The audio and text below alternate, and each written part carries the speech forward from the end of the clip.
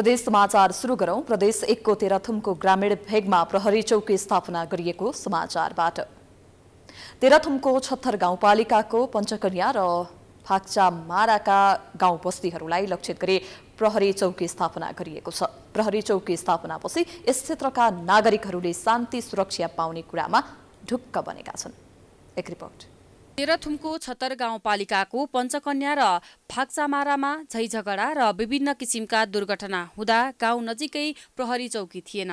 सडक सञ्जालहरू गाउँ गाउँमा पुगे पनि सुरक्षाका लागि प्रहरी चौकी नहुँदा सुरक्षाको निकै चुनौती थियो। कुनै घटना भइहाले घटना घटिसकेपछि मात्रै प्रहरी आइपुग्थ्यो। यहाँका स्थानीय र सरकारवालाहरूले वर्षौं अघिदेखि प्रहरी चौकी स्थापनाका लागि पहल गर्दै आएका थिए। उनीहरूको वर्षौंको पहलमा स्थायी प्रहरी चौकी छत्तर संसारी बजारमा स्थापना हुन सफल भएको छ। विगतमा भएका विभिन्न किसिमका विकृति र विसङ्गतिहरू पूर्ण रूपमा नियन्त्रण हुने कुरामा विश्वास रहेको स्थानीय माधव खतिवडाले बताए।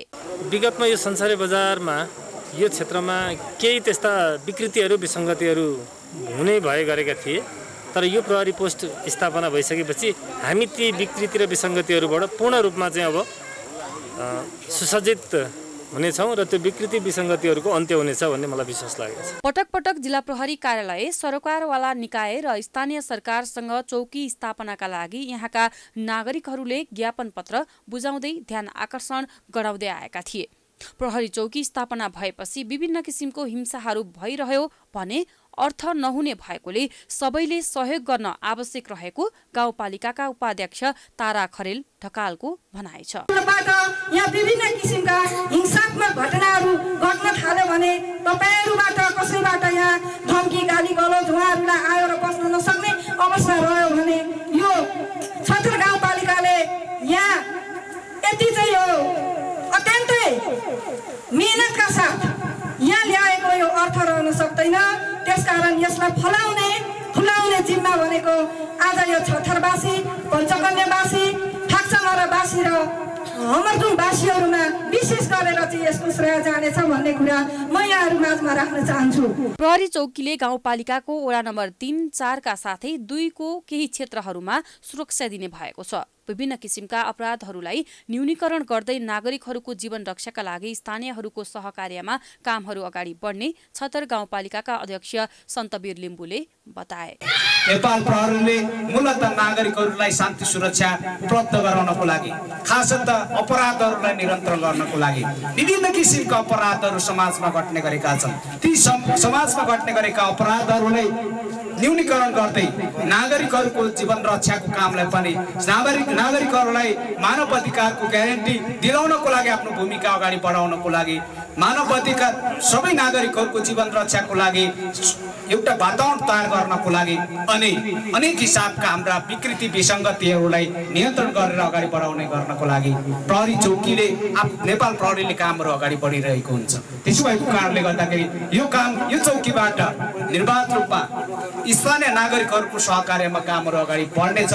म यस प्रसङ्गमा यति कुरा यहाँको बीचमा हार्दिकतापूर्वक निवेदन गरे। प्रहरी चौकी स्थापनापछि यस क्षेत्रका नागरिकहरूले शान्ति सुरक्षा पाउने कुरामा ढुक्क बनेका छन्। अस्थायी रूपमा स्थापना भएको चौकीलाई स्थायी बनाउँदै यस क्षेत्रका नागरिकलाई सेवा दिन सके अपराध र हिंसाजन्य घटनाहरू नियन्त्रण हुने आशा लिएको।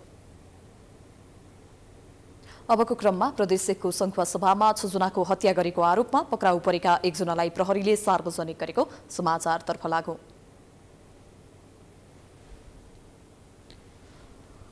अबको क्रममा गण्डकी प्रदेशको एकमात्र सरुवा तथा संक्रामक रोग अस्पतालमा समस्या भएको समाचारतर्फ लागौं। प्रदेशकै एकमात्र सरुवा तथा संक्रामक रोग अस्पताल पोखरामा कोरोना संक्रमितले उपचार गराइरहेका छन्, तर सो अस्पतालमा कर्मचारीको दरबन्दी अभाव, आवास गृह, घेराबार तथा अस्पतालको छुट्टै क्यान्टिन नहुँदा थुप्रै समस्या झेलिरहनु परेको पाइएको छ। एक रिपोर्ट। गण्डकी प्रदेशका अर्थमन्त्री रामजी प्रसाद बरालले पोखरा 30 मोहरिया स्थित संक्रमक तथा सरुवा रोग अस्पताल अनुगमन गरेका छन्। त्यस अवसरमा उनले जनताको स्वास्थ्यलाई सर्वोपरि ठानी कार्य गर्न त्यहाँ कार्यरत स्वास्थ्य कर्मीलाई निर्देशन समेत दिएका छन्।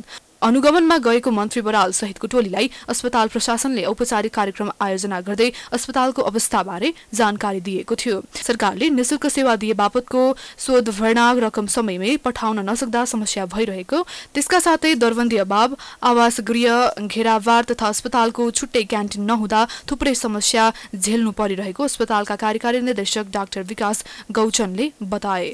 आइसियुमा 7 वटा बेड छ र हाई डिपेन्डेन्सी युनिटमा सबैभन्दा धेरै 35 वटा कायम राखिएको छ र आइसोलेसन वार्डमा जहाँ चाहिँ सामान्यदेखि मध्यम खालका बिरामीहरू राखेर उपचार गरिन्छ 15 वटा बेड छ। टोटल गरेर सरकारले यसलाई 50 बेडको अस्पताल भनिएको छ, तर पनि हामीले 5 देखि 10 वटा थप बेडहरू चाहिँ सञ्चालन गर्न सकेका छौँ।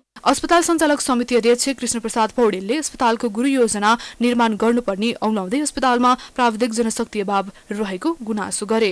उनले संक्रमक तथा सरुवाका अलावा अन्य रोगको उपचार गर्ने गरी थप भवन निर्माण गरेर सञ्चालनमा ल्याउनुपर्ने पनि बताए। स्तर उन्नति र यसको विस्तृत जुन नयाँ भवन बन्दैछ त्यो क्रममा चाहिँ अगाडि बढ्ने क्रममा यसको भौतिक पूर्वाधार विकासको लागि पहिलो त यसको गुरु योजना आवश्यक पर्छ। अहिलेसम्म गुरु योजना छैन। म माननीय अर्थमन्त्रीज्यूलाई अनुरोध गर्न चाहन्छु। जवाफमा अर्थमन्त्री बरालले समस्या समाधानका लागि पहल गर्ने प्रतिबद्धता जनाए। उनले भने प्रदेश सरकार मातहतको एउटा मातृ अस्पताललाई साधन स्रोतको कमी हुन नदिने भन्दै अबका दिनका सरकार र अस्पताल बीच थप समन्वय गरेर अगाडि बढ्ने उनको भनाइ छ। गण्डकी प्रदेशको औकात अनुरूप यसलाई व्यवस्थित बनाउनका निम्ति गहिरो गरी ध्यान केन्द्रित भएको र केही कार्यहरू अगाडि बढिसकेको कुरा पनि विदितै छ। गत वर्षको साउन 1 देखि गण्डकी प्रदेश सरकारले संक्रमक तथा सरुवा रोग अस्पतालको नामबाट सो अस्पताल सञ्चालन गर्दै आएको छ। अस्पतालले बहिरङ्ग, अन्तरङ्ग, आकस्मिक सघन उपचार सेवा दिँदै आएको छ। त्यसका साथै प्रयोगशाला, एक्सरे, भिडियो एक्सरे र फार्मेसी सेवा समेत उपलब्ध गराएको छ। कुल 50 बेड क्षमताको उक्त अस्पतालबाट अघिल्लो आवमा 823 जना कोभिड बिरामीले सेवा लिएका छन्, जसमध्ये 740 जना निको भई घर फर्किएका छन् भने 49 जनालाई रेफर गरिएको छ। साथै 11 जनाको ट्रान्सफर भयो भने 23 जनाको मृत्यु भएको अस्पतालले जनाएको छ। प्रदेश समाचारमा पालो भएको छ विश्रामको।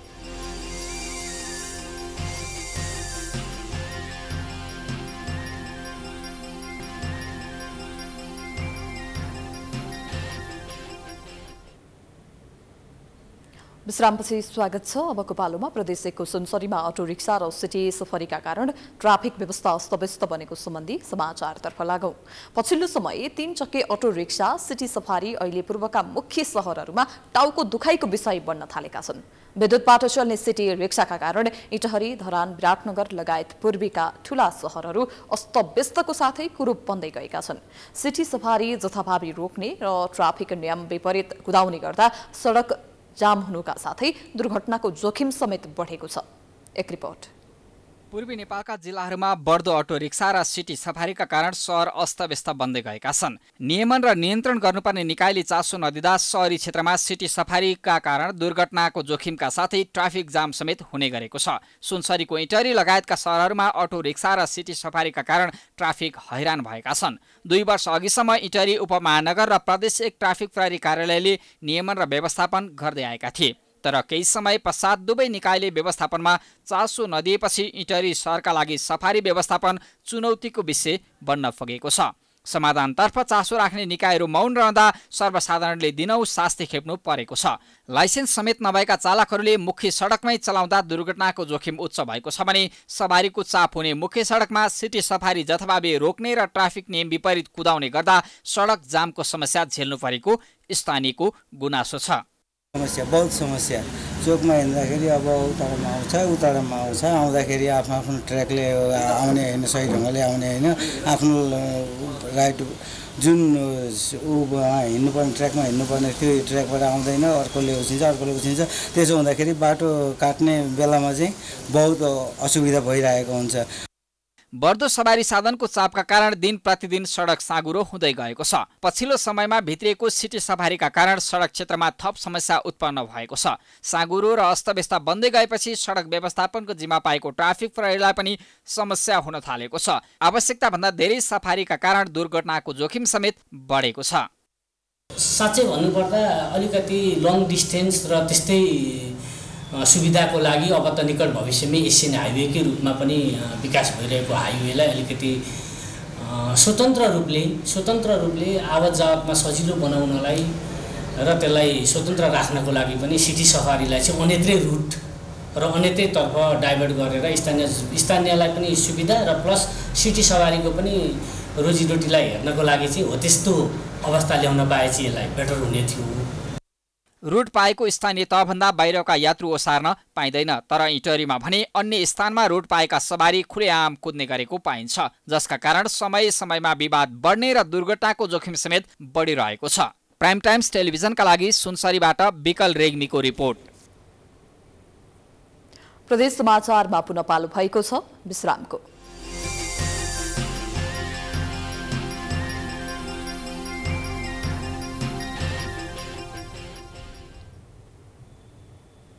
विश्रामपछि पुनः स्वागत छ। अन्तमा पर्यटकीय क्षेत्र लुम्बिनीमा पर्यटन व्यवसाय संकटमा परेको प्रसङ्गतर्फ लागौं। पर्यटकीय क्षेत्र लुम्बिनी अहिले सुनसान बनेको छ। कोरोना महामारीका कारण त्यहाँको पर्यटन व्यवसाय सुस्ताएको हो। संक्रमणका कारण अधिकांश होटल बन्द छन् भने केही सञ्चालक त होटल छाडेर जान बाध्य छन्। एक रिपोर्ट। पर्यटकीय क्षेत्र लुम्बिनीका पर्यटन व्यवसायहरू धरापमा परेका छन्। ऐतिहासिक र सांस्कृतिक महत्त्वको लुम्बिनीमा साना ठूला गरी 75 होटलहरू छन्। अहिले 3वटा होटल निर्माणाधीन अवस्थामा छन्। कोरोनाको असरले लामो समय बन्द गर्नु परेपछि केही व्यवसायीले होटल नै बिक्री गरेका छन्। पर्यटनसँग जोडिएका होटल, ट्राभल एजेन्सी तथा अन्य साना व्यवसाय समेत प्रभावित भएका छन्। अहिलेसम्मको लुम्बिनीको वातावरण र हरेक कुरा करोडौँको लगानी व्यवसायहरूले लगाए तापनि अहिलेसम्म कुनै पनि निकायबाट सहयोग र स्थानीय निकायदेखि लिएर राज्यसम्मबाट पनि कुनै पनि सहयोग नभएको हुनाले कोरोनाको यस्तो महामारीमा पनि पर्यटन व्यवसायहरू पुरै धराशायी र भोलिको दिनमा चाहिँ पर्यटन व्यवसायहरू लुम्बिनीमा के गर्ने हो भन्ने कुरा अन्यलमा रहेको हुनाले यसमा कुनै चाहिँ राज्य र स्थानीय निकायले छिटोभन्दा छिटो ध्यान दिन जरुरी छ। पर्यटन क्षेत्र समस्यामा पर्दा पनि कुनै पनि तहको सरकारले चासो नदिएको सरकारवालाहरूको गुनासो छ। अहिले हाम्रो लुम्बिनीको पर्यटन व्यवसाय साँच्चै नै भन्नुपर्दा धाराशायी अवस्थामा छ र कतिपय विलीन भएर गएको अवस्था पनि छ र धेरै साथीहरूले होटललाई बेचेर जानुभएको अवस्था छ। यो कोरोना कालमा जुन पर्यटनले गुमाएको छ त्यो हामीलाई नै थाहा छ।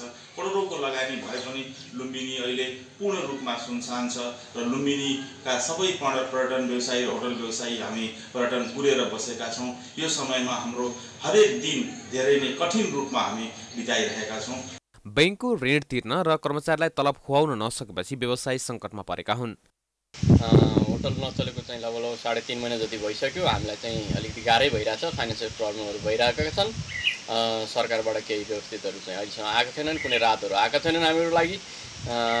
अब हामीले चाहिँ अन फ्युचरमा के गर्ने हो यसो सरकारबाट केही आशाहरू चाहिँ राखिराखेका छौँ, तर चाहिँ अहिलेसम्म कुनै चाहिँ त्यस्तो चाहिँ केही पाइएको छैन। त्यसको लागि चाहिँ हामी चाहिँ सरकारलाई चाहिँ यसो अनुरोध गर्दछौँ कि यसो चाहिँ हाम्रो लागि पनि केही न केही राहतहरू चाहिँ हुनुपर्ने भन्ने। लुम्बिनी नेपालमा सबैभन्दा धेरै स्वदेशी तथा विदेशी पर्यटकले अवलोकन गर्ने पर्यटकीय स्थल पनि हो। होटल व्यवसायहरूले पनि राम्रो आम्दानी गरिरहेका थिए, तर अहिले सङ्कट उत्पन्न भएको छ। प्राइम टाइम्स टेलिभिजनका लागि कपिलवस्तुबाट गुलाम अलीको रिपोर्ट। हामी प्रदेश समाचारको अन्त्यमा आइपुगेका छौँ। जाँदा जाँदै प्रमुख समाचार पुनः एकपटक। तेह्रथुमको छत्थर गाउँपालिकाको पञ्चकन्या र फाक्चा माराका गाउँ बस्तीहरूलाई लक्षित गरी प्रहरी चौकी स्थापना, शान्ति सुरक्षा कायम हुने स्थानीयको अपेक्षा। प्रदेशकै एकमात्र सरुवा तथा संक्रामक रोग अस्पताल पोखरामा कर्मचारी अभाव, कोरोना संक्रमितको उपचार प्रभावित।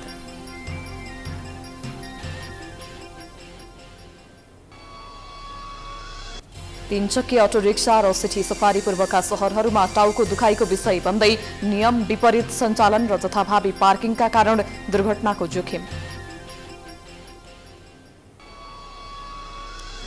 र पर्यटकीय क्षेत्र लुम्बिनीका व्यवसाय सङ्कटमा, लकडाउन र निषेधाज्ञापछि आर्थिक समस्याले अधिकांश होटल बन्द।